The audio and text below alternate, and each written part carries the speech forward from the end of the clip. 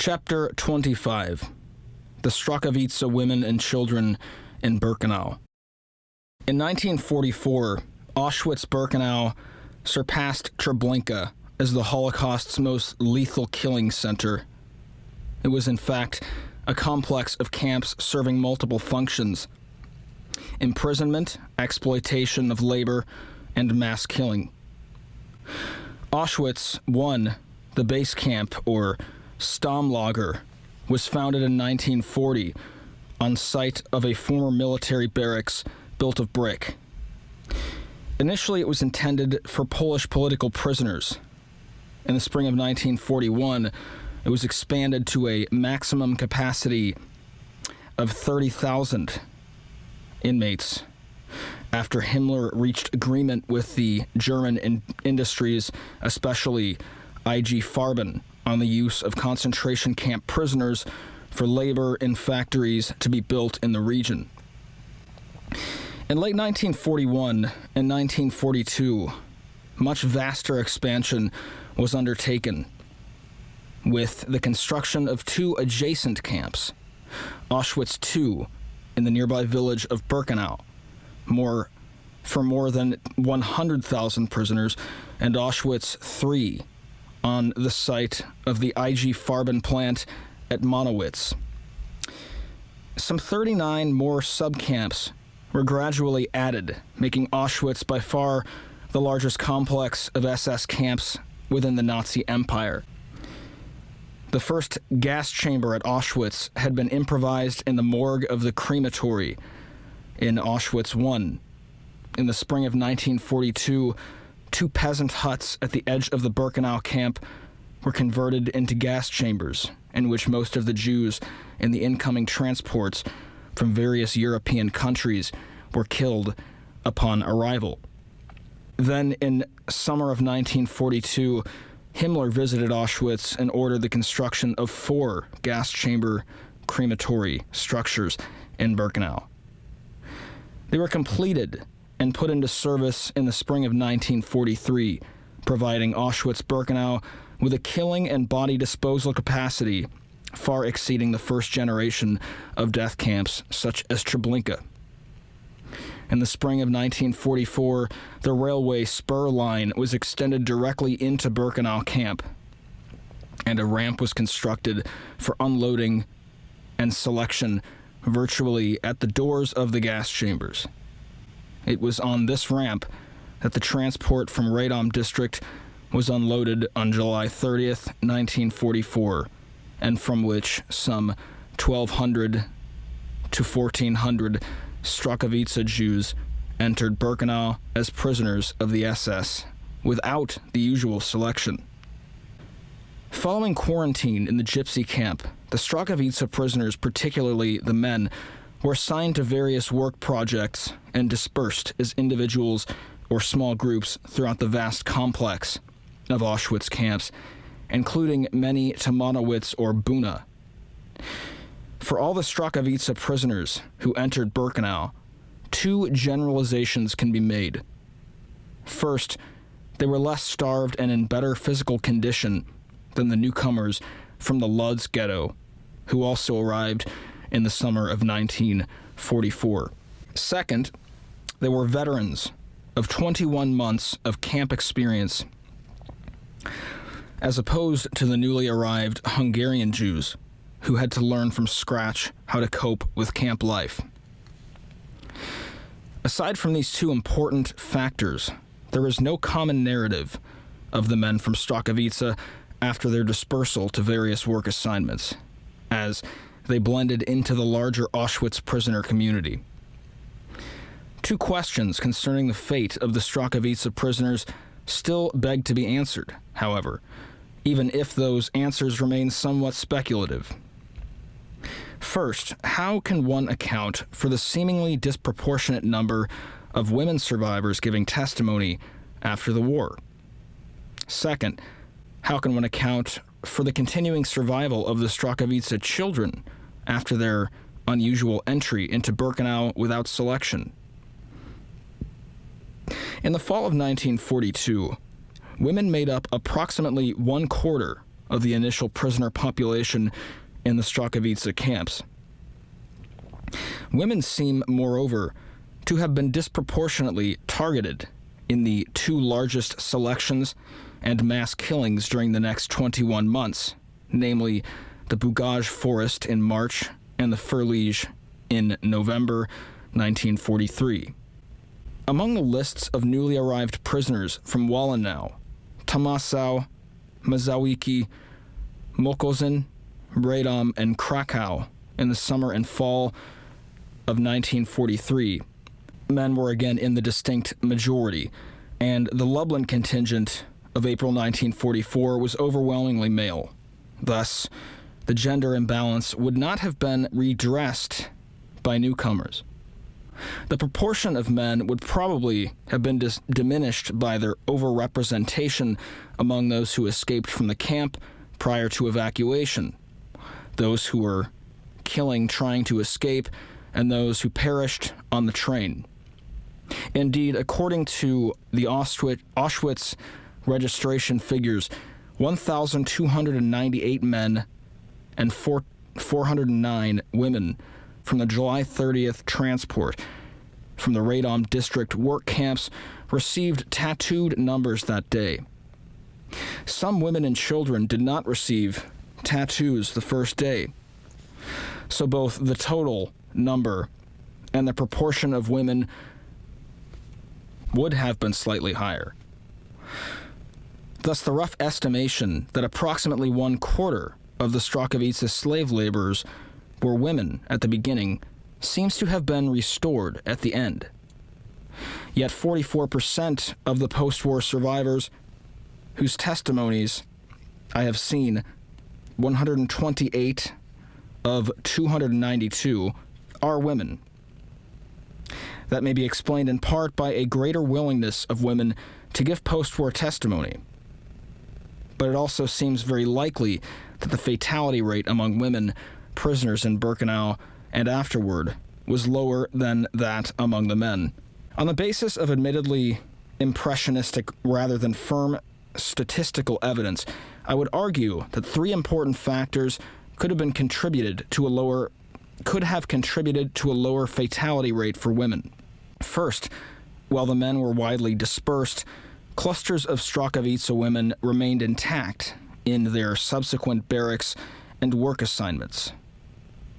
According to one witness, for instance, Barracks 25 was filled entirely with prisoners from Strachowicza. The support networks of family and small groups that had sustained them in Strachowicza did not have to be rebuilt from scratch.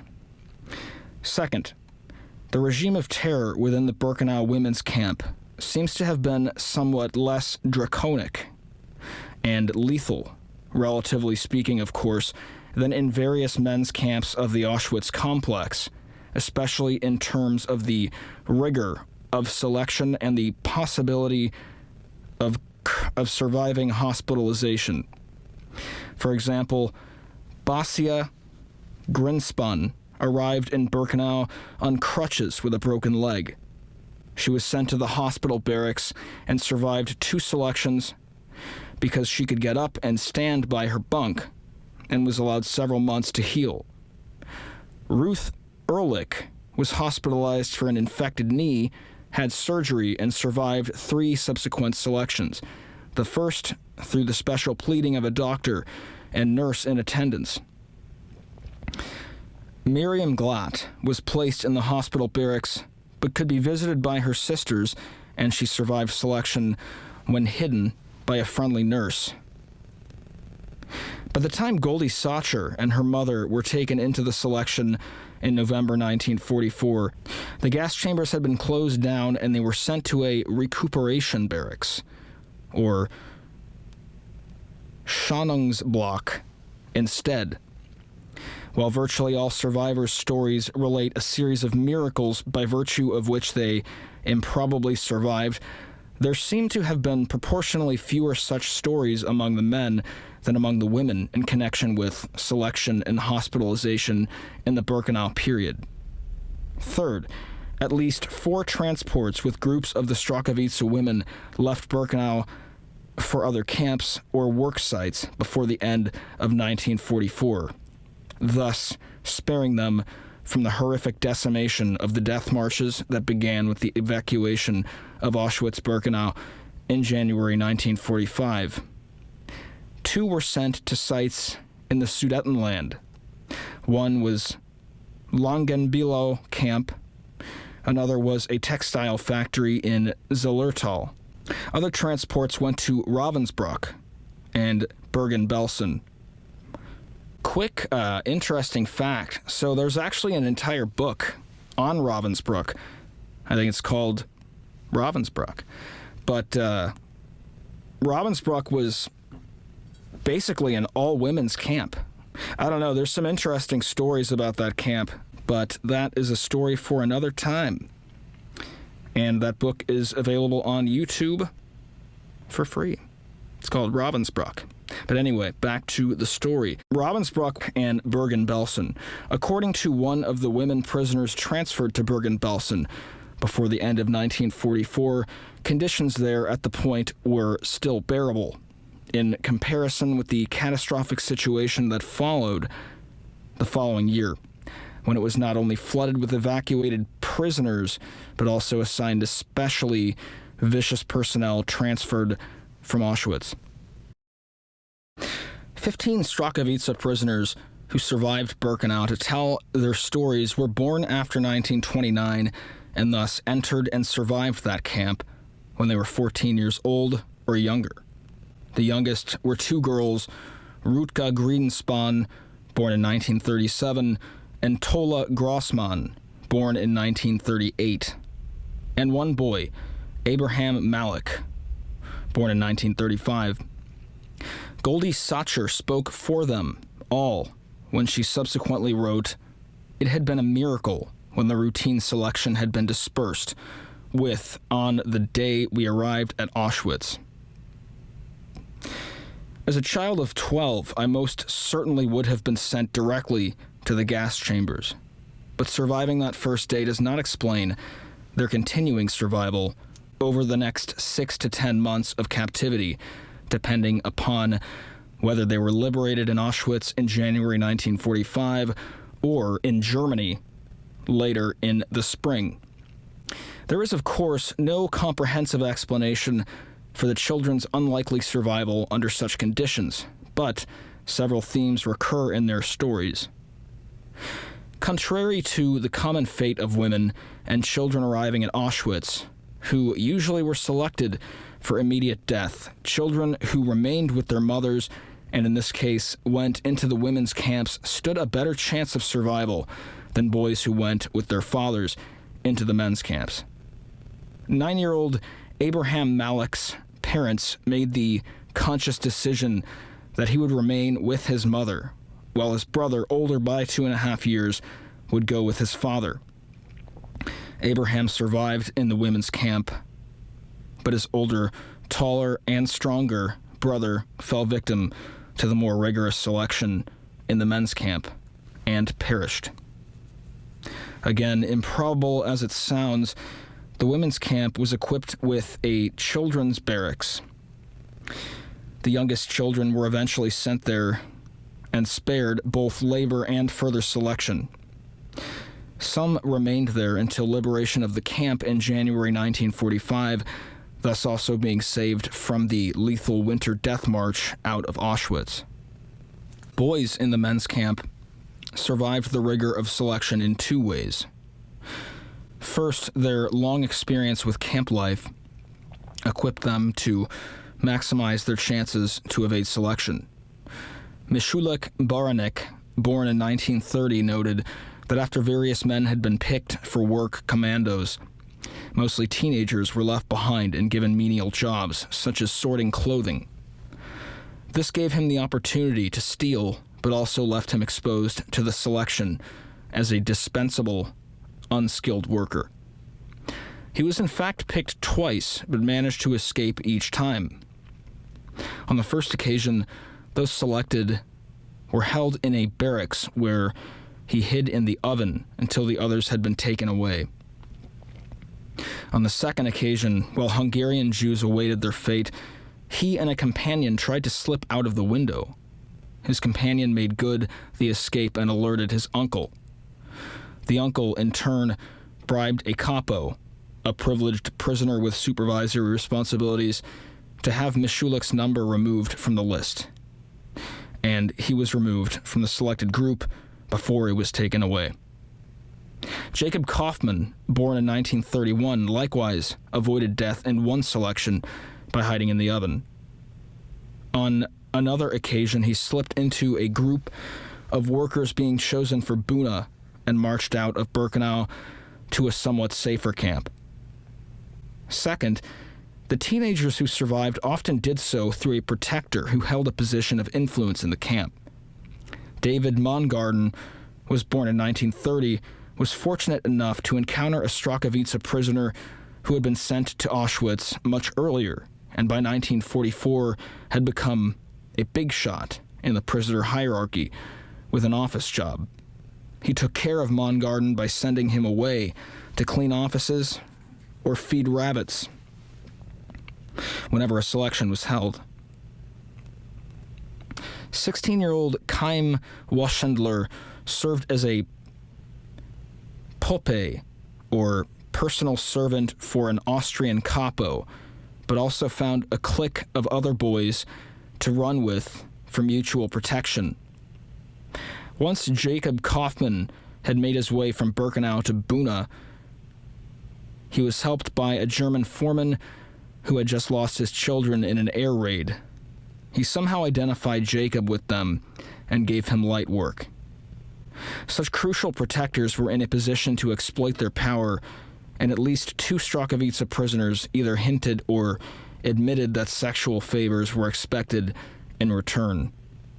In one part of his interview, a Strachowitz survivor interjected rather abruptly that the homosexual prisoners were the toughest, the worst.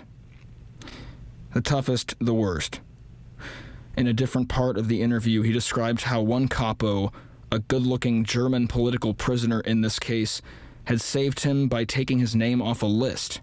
Having admitted that, the capo embraced him as the youngest prisoner in the barracks. He then stopped abruptly, as if realizing that he was touching upon a subject he did not wish. I'm going to have to start this paragraph over. This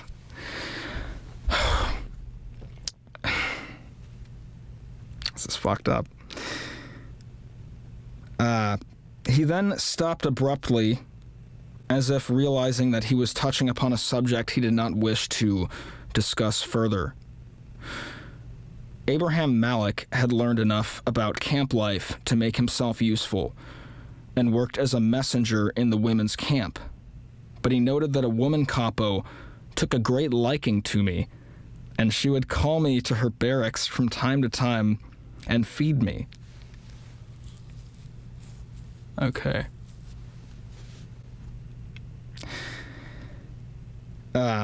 One day, she took him into her barracks during the day when everyone was away and commandeered a young, attractive woman to wash me up, and talking nicely to me that it's important to be clean and that a girl carefully washed me and fondled me, and that capo took me on her bunk and tried to arouse me, and as a 9-year-old boy, lying beside her, on top of her, in any kind of position, whatever she tried must have been futile. Futile, but that was the life in the camp for this poor woman. It was an incident, he said, that he could only comprehend years later. Thus, women seem to have experienced less dispersal, leaving families and support networks intact, and a less rigorous regime of selection. Many also were sent out of Auschwitz to new work sites in the fall of 1944, before the lethal death marches. Even very young children who entered the women's camp had some chance of survival.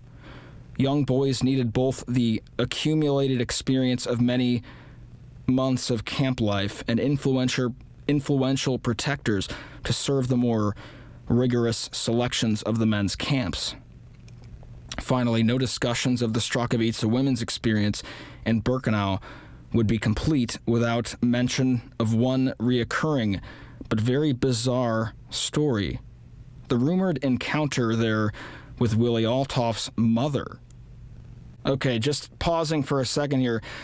Willie Altoff was the guy that used to go into the sick barracks, likely drunk, and just start unloading machine guns on people. He was later killed, I believe, but now they're encountering his mother. So I'm going to start this sentence over because this ought to be interesting. Finally, no discussion of the Strachowitz women's experience in Birkenau would be complete without mention of one recurring but very bizarre story: the rumored encounter there with Willie Altoff's mother. The story comes in two distinct versions. In the first version, she was a gypsy whom they encountered when they were first lodged next to the gypsy camp. In the second version, someone recognized the boots an older woman prisoner was wearing as the product of the Konsum shoemakers at Majauka. When questioned, the woman identified herself as the mother of Willie Altoff, though she had no idea about the position her son had held in Poland. She was in Birkenau because she had been caught trying to hide her Jewish son-in-law. The tragic irony of either version, that the mother of the major killer of Strachowitz Jews either perished as a gypsy in Birkenau or was incarcerated there for hiding a Jewish son-in-law, gives the story a certain plausibility. Well, that's the end of chapter 25.